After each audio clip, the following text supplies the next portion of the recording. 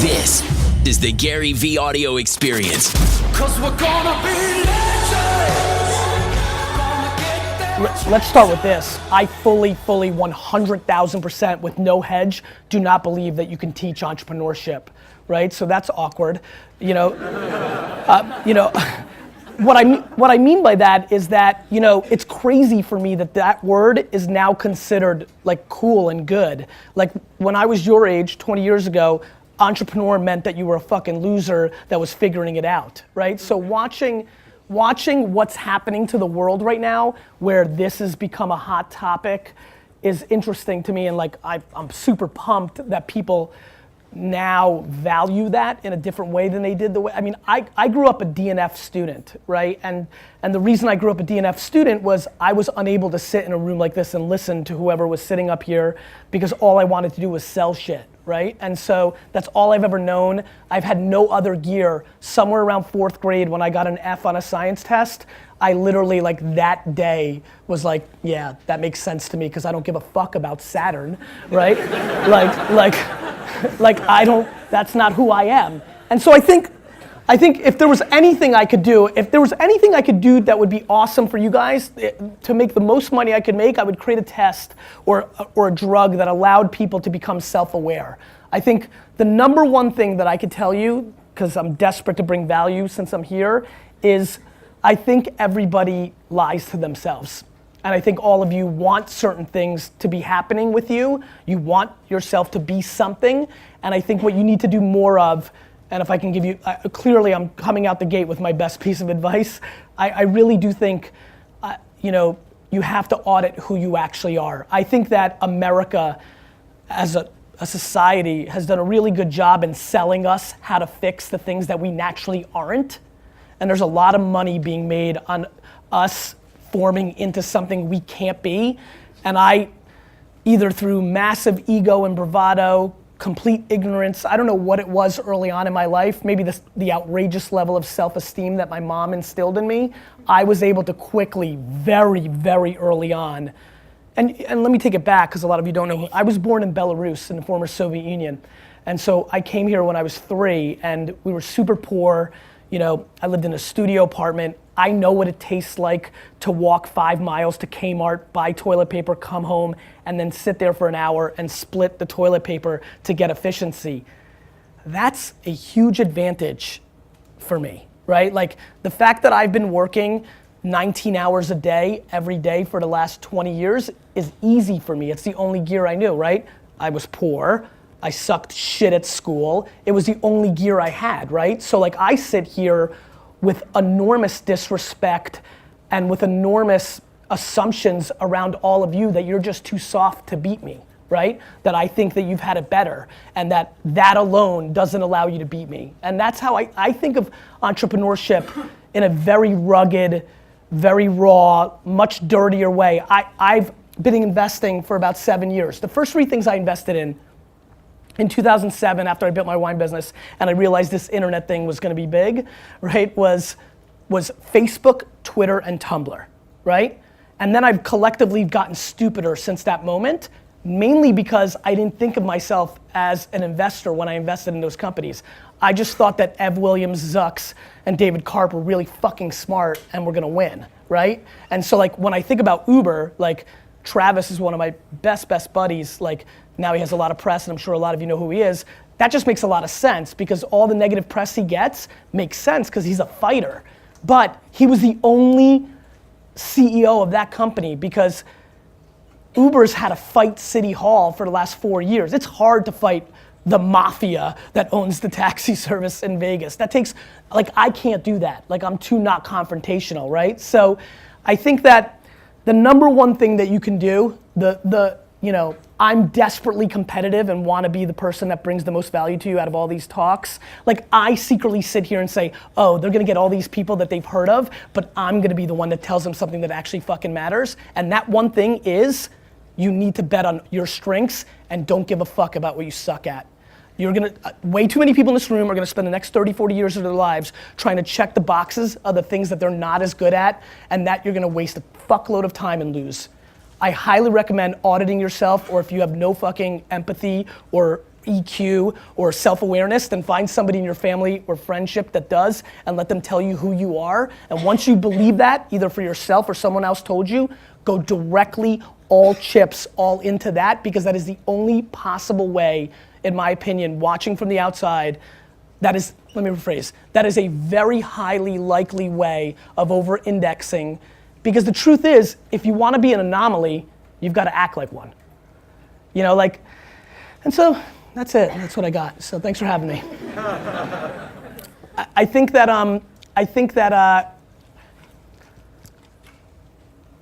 it's been really interesting for me for the last 3 years to watch. So tech, when I was investing in it for me, and when I was growing my business in the 90s, and then when I really got into it in 04, 5, 6, 7, you know, people were in it because they were really good at it, or in it, or really passionate. Right now, everybody thinks that if you're 22 and you have an idea, you're entitled to a startup, right? And so the thing that's been really fascinating for me to watch, the dichotomy of structure and understanding how to play the game versus entrepreneurship. So for example, again, being a dick about it, I know I'm sitting in a room full of number 2s, 3s, and 4s, right? There's so many people in this room that are like gonna be, could be dominant number 2, 3s, and 4s, and I'm pissed that the narrative now is that you need to be a number 1 and have your company, because a lot of people are gonna lose or leave money on the table because that's just the narrative, right? And so the difference for me between a 2, 3, and 4 and a 1 is having a stomach.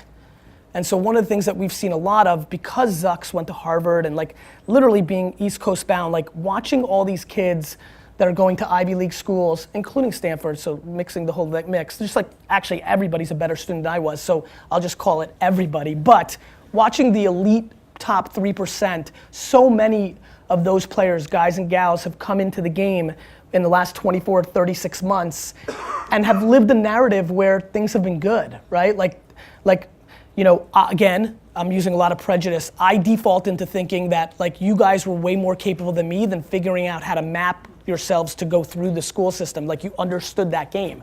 Like very honestly, like it's cool to be like, oh fuck school and I sucked and then I was a great entrepreneur, but like it would have been cool to have figured it out. Like I would have been fine getting C's and B's, right? Like that would have been interesting. Then, you know, then I would have had a better life. Like college would have been more fun. I wouldn't have went to Mount Ida College where 7 of my 8 core friends fucking went to jail, right? So, you know, if you want to keep it real. But I just couldn't. And I think that that's what I'm seeing the reverse of right now, which is, on the flip side, being an entrepreneur and really running a successful company, here's the problem. There isn't just like one teacher who fucking decides and you figured out how to map him or the syllabus or whatever the fuck you guys do to figure out what you needed. The problem is when you have a startup or a business, you're playing to the market. And the market doesn't give a fuck who your parents were or how you rolled or what happened before. The market just cares about the market. And so I think that what's been really interesting for me to observe, and I would say is something for you guys to think about, is again, you're gonna wanna think in a certain way versus what may be the reality, or you might underestimate yourself, it just depends on your DNA.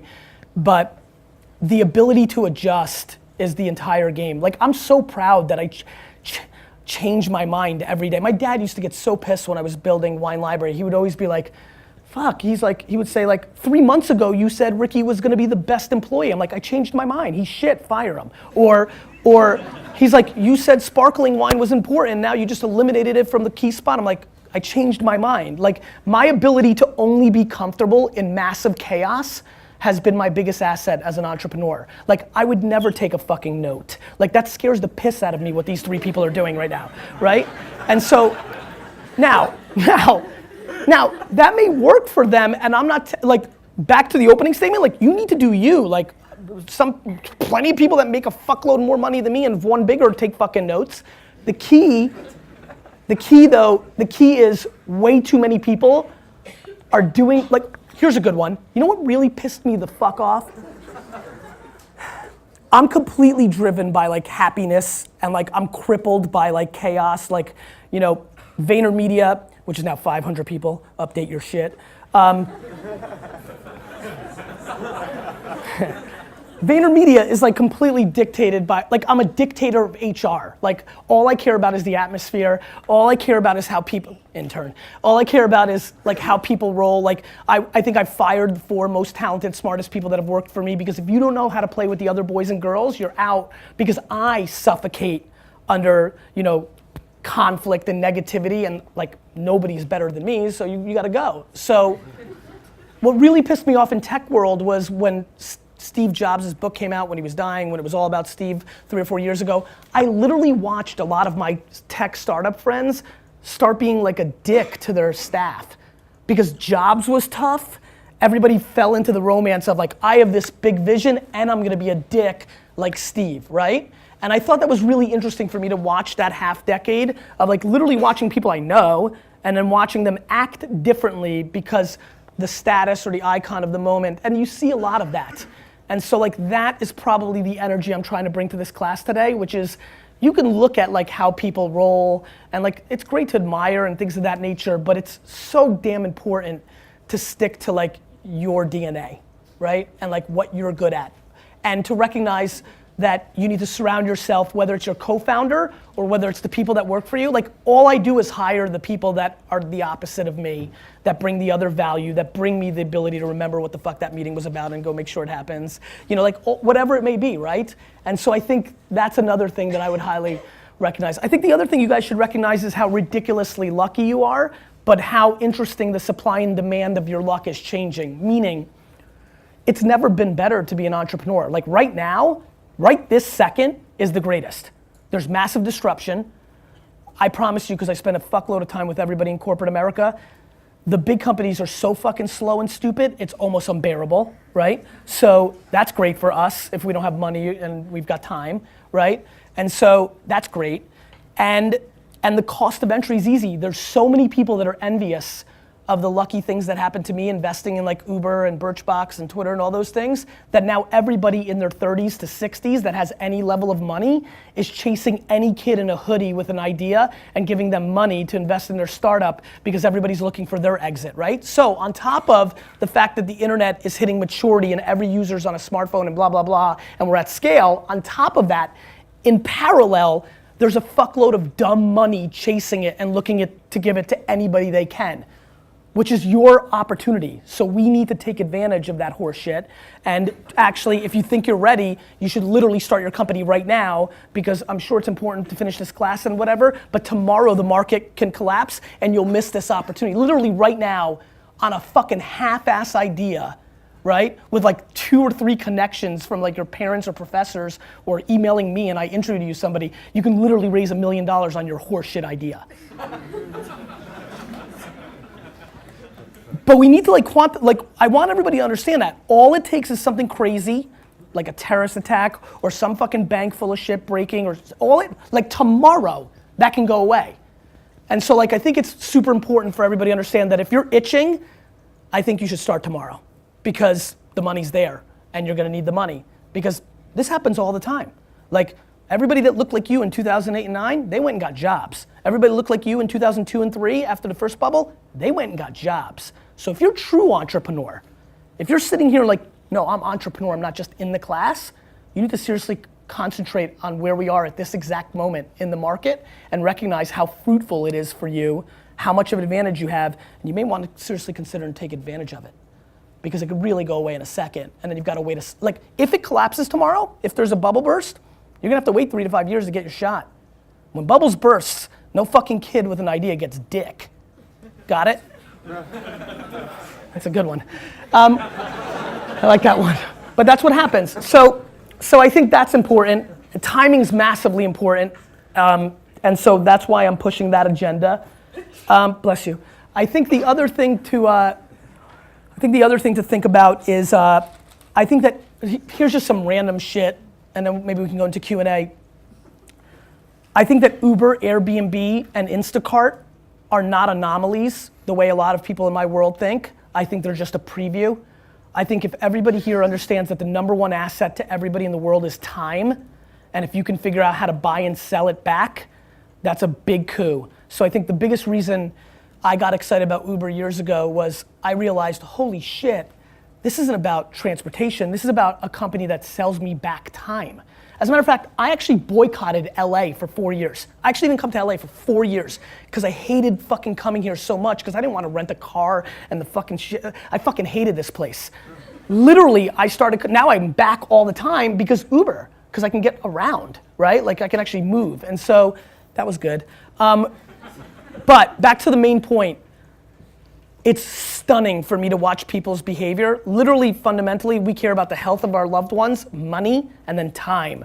And I think if you really look at what Uber's doing, it's selling back time. And I think if you're thinking in startup mode, if you're looking for an inspirational seed as a starting point, I highly recommend thinking about time. People will massively overpay for it. You love time so much you don't even realize that. Think about the last time your phone or your computer was 1/100th of a second slower than what you're used to on Wi-Fi, how fucking pissed you were. Like that's how much we like time. And so that is a big theme that I think is gonna play out. And so again, recognizing not everybody here has their full idea or everything figured out, I think that's an important place to play. I think the other thing that's really important is, I think I play the game a little bit backwards. So I publicly give away all my best ideas. All of them. I recognize as an individual, I'm not gonna be able to go and execute every great idea, every great thought I have. And so I've lived a life for the last 7 years where I put out all my content at scale, whether through blog, I'm writing a lot on Medium right now. If you don't know what that is, you should check it out, it's really rad. Stuff like that. And so I think early on in one's career, and definitely I watch a lot of people that don't understand what's happening now, is the value of your thoughts can be extreme. So I highly recommend thinking about putting your thoughts out to the world in whatever way you communicate, whether through audio podcast or written form for Medium or video blog. If you're thinking about entrepreneurship, if you're thinking about trends, if you're thinking about business, you're literally just 1 3-minute read on a Medium away from creating a huge gateway drug to a lot of opportunity if your thought is deemed as smart or forward thinking or different by another thought leader or somebody who's got an opportunity. And I'm surprised, I think this is very residual from the way it used to be in the world of patents and ideas. I love when, my assistant's got a great thing now in this. Once in every 4 months, somebody sends an email saying, I've got a huge startup that I want you to invest in, but you've got to sign this NDA, right? Which literally every time gets an email back that says, fuck you, right? And the reason is, I'm a humongous believer that ideas are shit and that execution's the game, right? We've all got ideas. Everybody's got ideas. Do you know how many fucking ideas we all have here? We could probably sit here for the next 2 hours, draw them all out, record them, and predict the next 78 great startups over the next 9 years. And so I think the thing that is another theme in entrepreneurship is there is way too much fodder brought to the idea. Uber was Magic Cab 3 years earlier. Uber is not an idea. Uber existed. It's called Magic Cab. But the guys that executed it sucked, so they lost. So I think, if there's any level of romance left in this room about your idea, I'd like to suffocate it. Because I think the actual situation is what you actually do with it. And so that leads me to the last point. Maybe it's because I was born in a communist country, maybe it's because I came from zero, but I really think that people who think they're entrepreneurs that don't work 15 to 17 hours a day aren't. I really believe that. I'm sure that's short-sighted and one-dimensional, but I just believe it with my entire soul. Like, it blows me away of watching the startups I'm investing in where they're like leaving half-day Friday during the summer to go to the Hamptons to like hook up. Like, cool, I get it. And I wish I could do it, but I think that there's a pretty substantial soft mentality in the game right now, and what's deemed as hard work is probably not going to be deemed as hard work by your grandparents or great grandparents, and definitely the opportunity at hand when you're taking people's money. I mean, look, I think one thing that should be talked about as well is, I would say 80% of the kids that I'm giving money to between 22 and 25, as you can tell, I'm not traditional, and so we get nice relationships.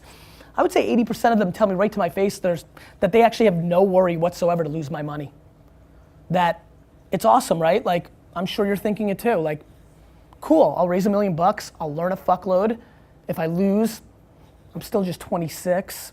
I got plenty of time. I'll take all that experience and I'll go apply it. Let me tell you one thing about that experience and applying it. One of the things that's very dangerous, if you think you're gonna be great, I highly recommend that you be very smart about how you go about this, because the thing that most people don't talk about is the fact that that checkbox in the loss column eliminates you from a lot of opportunity the next go around. And so a lot of people right now, they're taking money and just starting shit because it's easy, and who knows, and it's like fucking roll it, right?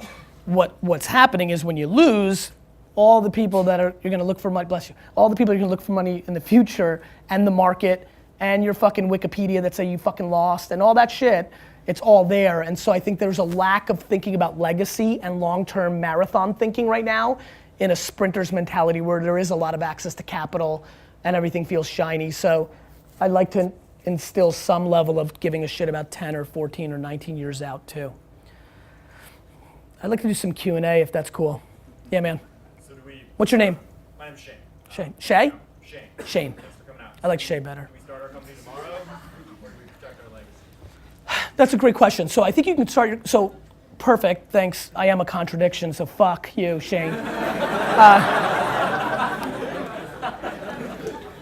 I think you do both, and this is what I mean, right? Like, there's a big difference between going to like 15 tech conferences, using all your leverage, getting to everybody that sat up here, saying you've got it, getting those checks, versus, you know, borrowing like 30 grand from a rich friend or your parents, or, you know, there's a way to do both, right? And so, I would do both. I mean, if you, look, let's play this game, and don't bullshit me, because I might call on you and then expose you. How many people here really, really think they've got their idea and they're ready to go? I really think you should leave, with all my fucking heart. Like, leave right the fuck, like walk out of this room and go do it, right? So, because I really believe that, like, tomorrow something bad can happen, and it's really good for you guys right now. Like, you could really get 200,000.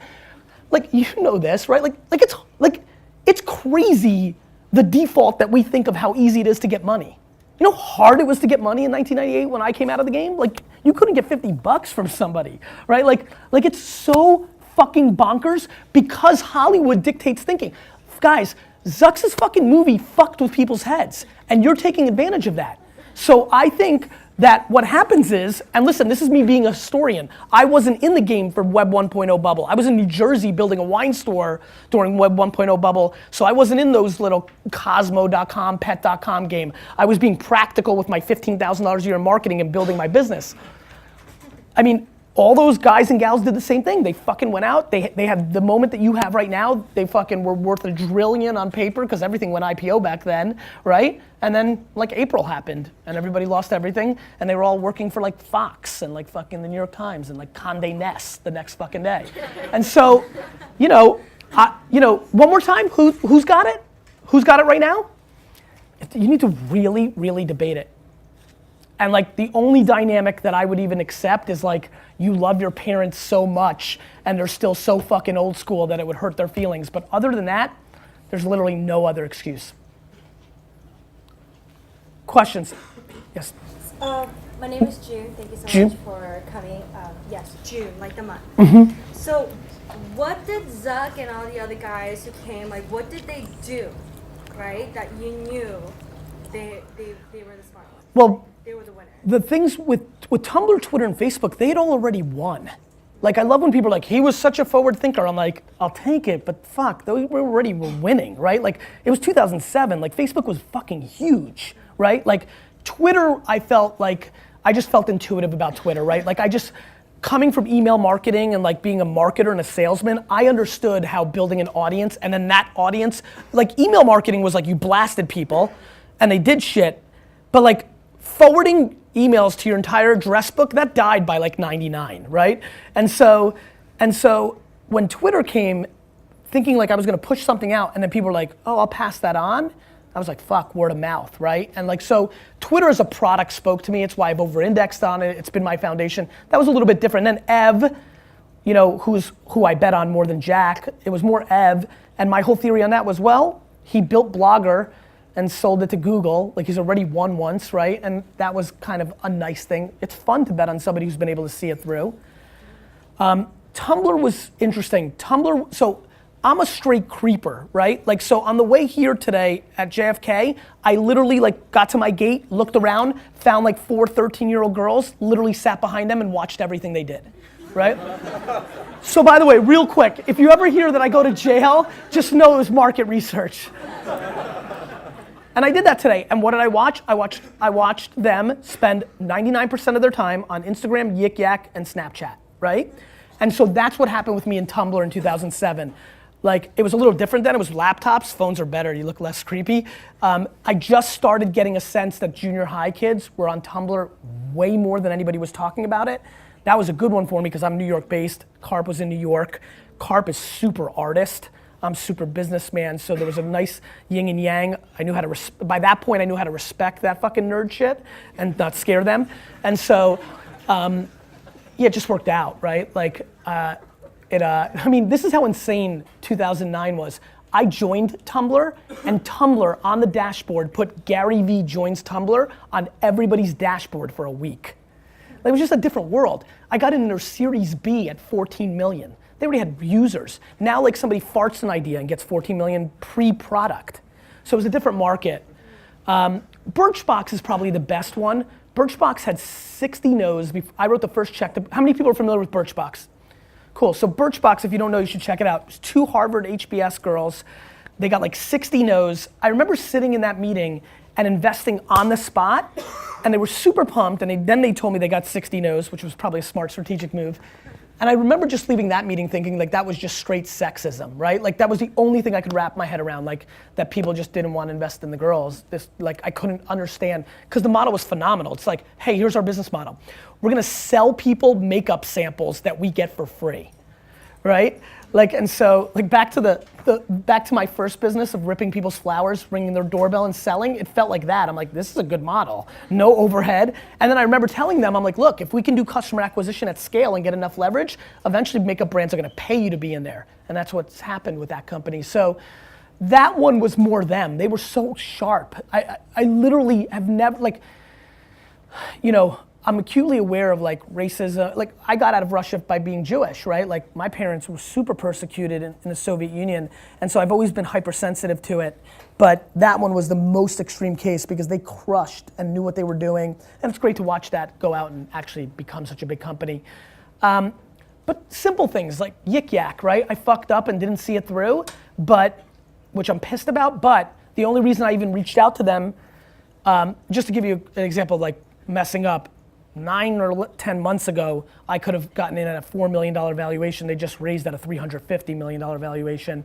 And the only reason I got to that gateway is that every morning when I wake up and go take a crap, the first thing I do on my phone is look at the iTunes top 150 free apps, and Yik Yak just started showing up. 150, 137, 123, 123. Like, what the fuck is this, right? And Secret and Whisper were getting all the Silicon Valley attention, yet they weren't even showing up on that, and you just knew normal kids were doing it.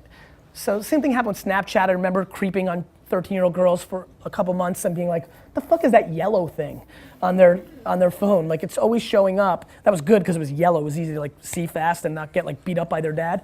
And so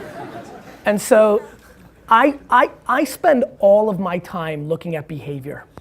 Like, at the end of the day, all I do is reverse engineer behavior. And that's what I figured I was good at, right? Like, I was good at, because I was such a great salesman, I was able to reverse engineer as I got more mature and older. I'm like, I'm a great salesman because I actually am really paying attention to what you're doing. Like, when I took over my dad's liquor store, I made a lot of money as a teenager selling baseball cards. All I used to do is stand behind a baseball card table, and just people in malls would walk by and look at your case, and I would just literally watch their eyes and be like, what are they responding to? So like UI, UX, like my designer friends are always freaked out of how good I am at it, because they think I'm a business guy, I shouldn't be good at that, but that's all I've ever done my whole life at scale. I feel like I'm doing it right now. I'm like watching what's happening here. And so I use my EQ to like do my thing, but and that's why I'm such a big fan of betting on strengths. I think that's the unknown thing about Zucks. I mean, Zucks gets portrayed definitely in the movie and just in general, like, he's got crazy EQ. He like really understands people. Like, I think he's a really smart entrepreneur. Yes, what's your name? How are you? Good.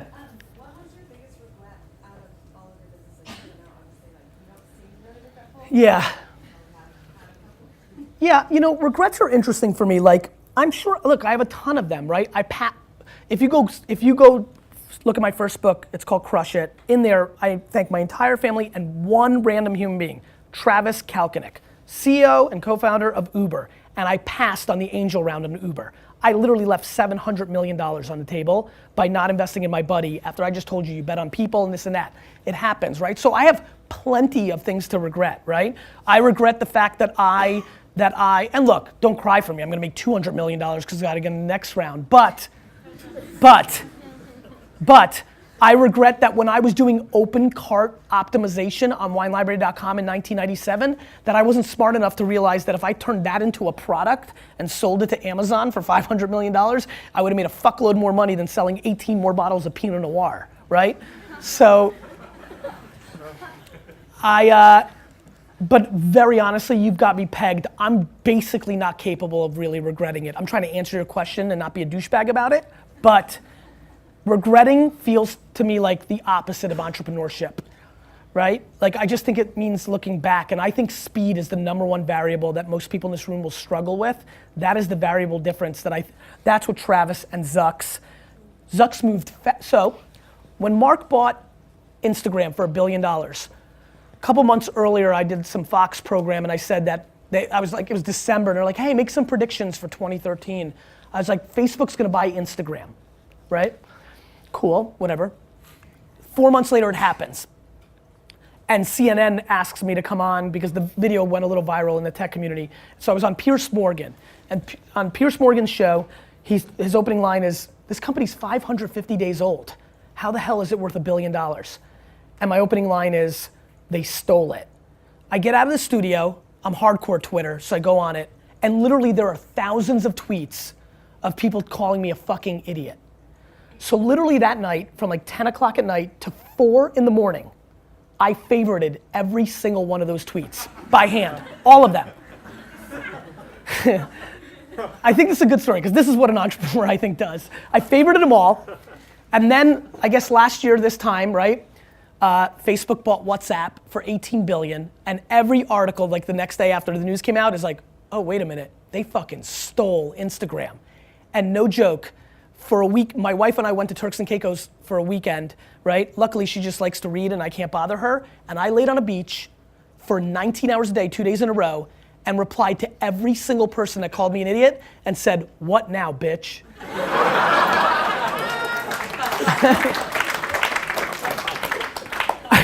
I really think I just wanted to get that in and humble brag, but I don't remember why I said that. Oh, why I said it.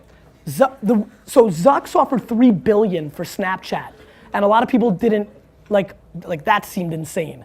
But like, I don't think anybody thinks that's insane anymore, right? And so what he's really smart is he understands the gateway drug is important to him because the 15-year-old girl right now in America is not going to be a Facebook user. And so he needs to keep having the next one, right? And luckily he's got the right one right now with Instagram, but every day that Snapchat becomes the next one, he needs to figure that out.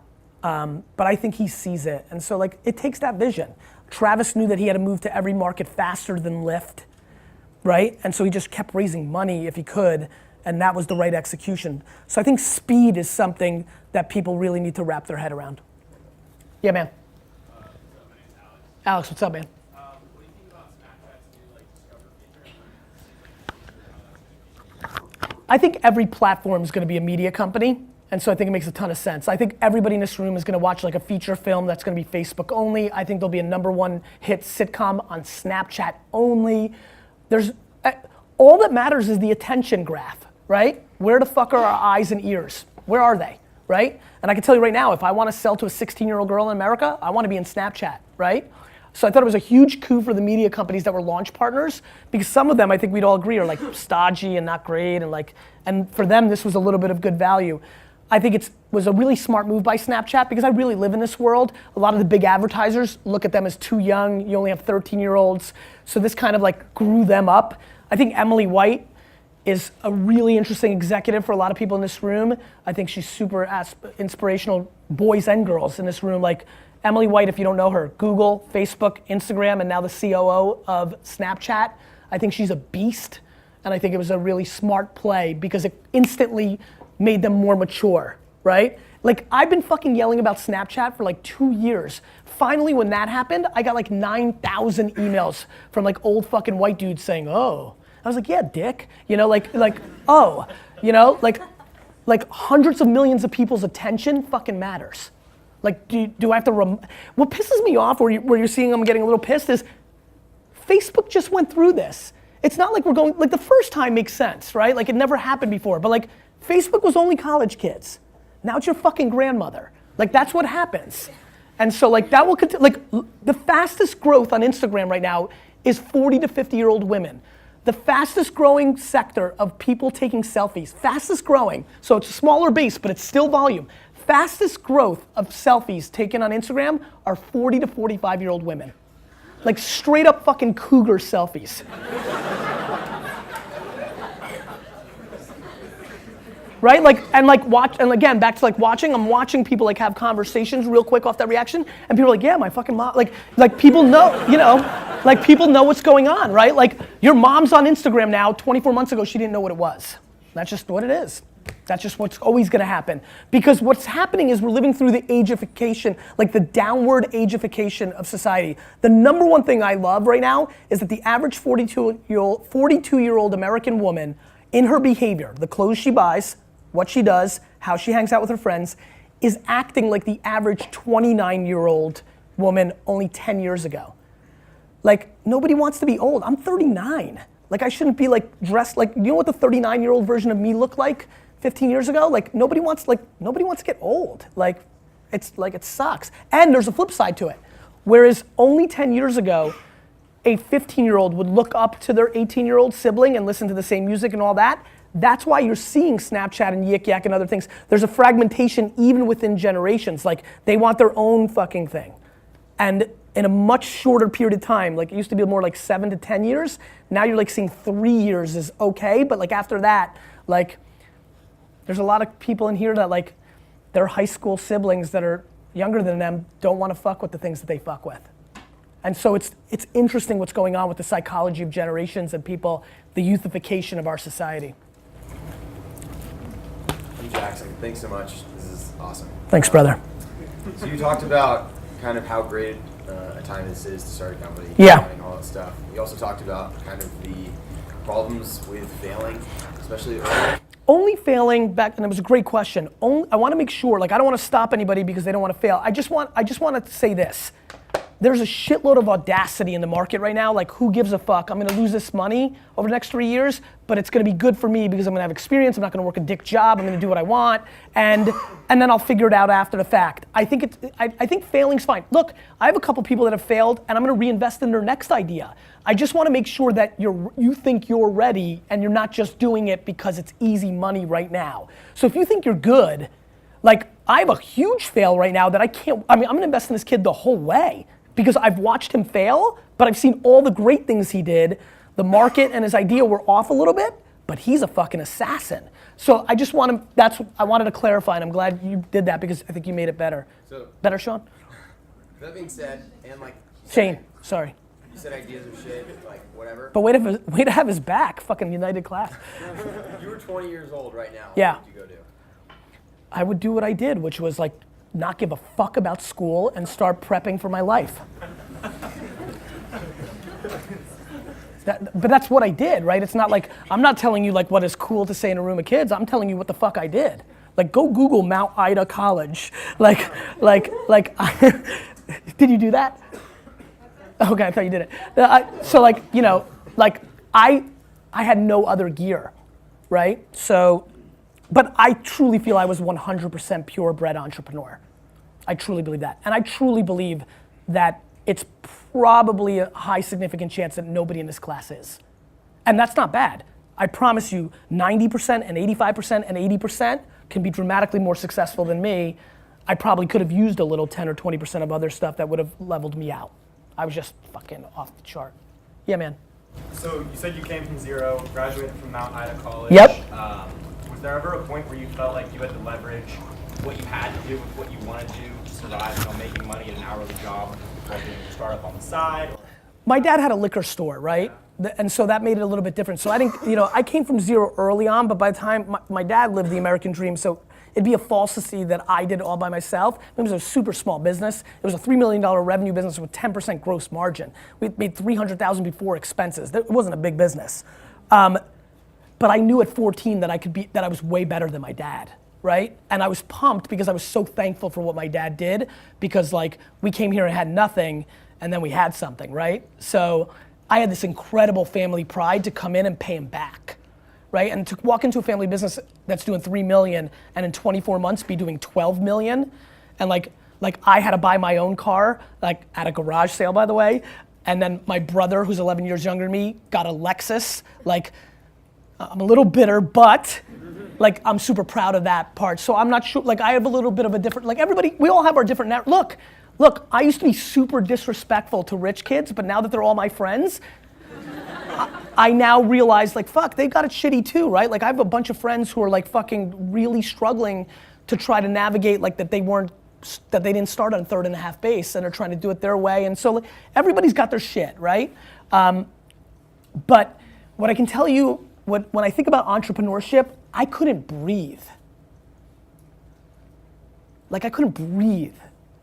All I could ever do was think about what I was gonna sell and what I was like, there was no, I mean, like I struggled to even give a fuck about girls, like in my late teenage years and in early 20s, and like that's just natural to like give a fuck, right? And I struggled to like get there because like, I actually did better with girls than I deserved to, because I literally reverse engineered them, because if they would realize that I'd literally rather go to the mall and go to the dollar store and buy something for $1 and go to a flea market on Saturday and sell it for $3 than like hang out with them. So they liked me more because they were like, what the fuck, right? Like it actually gave me a good preview to a solid thesis later on, but it was like, that's how raw it was. And so that's what I look for. A lot of the people that I'm excited about, there's a startup that I'm an investor in called Lawn Starter.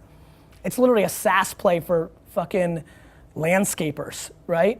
But like I invested in a second because I'm like, oh, this fucker's like me, right? Like there was just nothing else. It was all blow pops in junior high. It was all like fucking whatever, right? Like whatever. Yeah, man.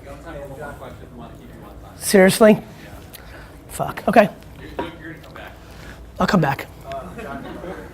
What's your name, man? Johnny. Johnny. So as an investor, Yeah. what exactly do you look for? Who the kids comes up to you, shows you their shit, what catches your eye? I probably invest 80% of the time if I'm investing, I fully am bought into the jockey and I believe enough in their horse, right? Like you can show me a hustler that like me and he's like, I'm gonna fucking sell pillows that fucking go in the, like I'm gonna fuck you, right? Like no matter how much I love you, right? But I'm oftentimes very romanced by the idea, but don't believe the kids can execute it. And so it's a mix, but here's my strategy. If I think you've got the chops, I may still write a small check just to get into your ecosystem, double check you, and try to make sure I get on the 2nd, 3rd, and 4th once you mature out and maybe actually have a good idea. So a lot of times, so that's why I bet on jockeys, because I want to catch them on the next thing, on the next thing, on the next thing. And you know, when somebody writes you that first check, you know, look, some people aren't gonna stay loyal, something could happen, but like, I win that game. I have good stickiness by like being a good dude and by like betting on someone, and so that's a little bit of my strategy for me. 6:51. Cool, guys, thanks so much for having me. Oh, well, I'm leaving. You gotta head out, I know you gotta. Yeah, I know you got the rest of the class. No, Oh, but we're not done with you either. This is, I mean, have we ever squeezed 45 minutes of stuff you can use for the rest of your life? This has been remarkable, really remarkable. Now this guy talks a lot of places. You've seen him online. You've seen. what are you talking about? None of these fuckers even knew who I was. They got to read their emails. But because it's been a while, we've been wanting to get him here for a couple of years, and one of our common friends sort of made the connection happen. So we don't know when he's going to come back, but I saw everyone writing. I know what you picked up, so let's give him a little bit of something to think about. 5 years from now, and maybe 5 minutes from now, what are you not going to forget about this talk that Gary can take with him? You guys ready? Oh, this is cool. I like this. Bet on your strengths and forget about what you suck at. Go all in on your strengths. Don't give a fuck about your weaknesses. Oh my God. Understand the gateway drug. Time, execution, and behavior. Ideas are shit, execution is the game. Ability to adjust. Go. Sell back people's time. Speak up. If you want to be an anomaly, you have to act like it. Value of thoughts are extreme. Speed is key. You need to do you. If you're itching, start tomorrow. You gotta be hungry. Audit yourself. Up top. Audit who you are. Reverse engineer women. Keep going. I like that Johnny Damon type character in the left corner.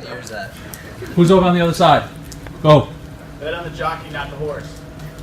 Go. Ability to adjust. Cougars take selfies. Last one, right there. People with massively pay 4 times. One more. Anyone else? Here you go. Bet on your strengths. Don't give a fuck about your weaknesses. Nice guys get dick. Wow. True. When you take things out of context, it's like, thanks guys.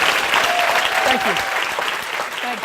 Hey guys, first and foremost, as always, humbled, thankful for you listening to the podcast. Keep hitting me up on Twitter with feedback. Also, really excited about something. Over the last several months, it's become very clear to me that the 4Ds product that VaynerMedia has, the one-day consulting session that's $10,000, that's really kind of going after a business doing $1 million, maybe 500,000 to 20 million a year in revenue, has been really working. 60 to 70% of the businesses have had ridiculous ROI from the session. And so now I'm rolling it out because it clearly works. So VaynerMedia is super proud to present the 4Ds, the daily digital deep dive, GaryVee.com/4D, the number 4D podcast. GaryVee.com 4D podcast if you're ready to take your business to the next level.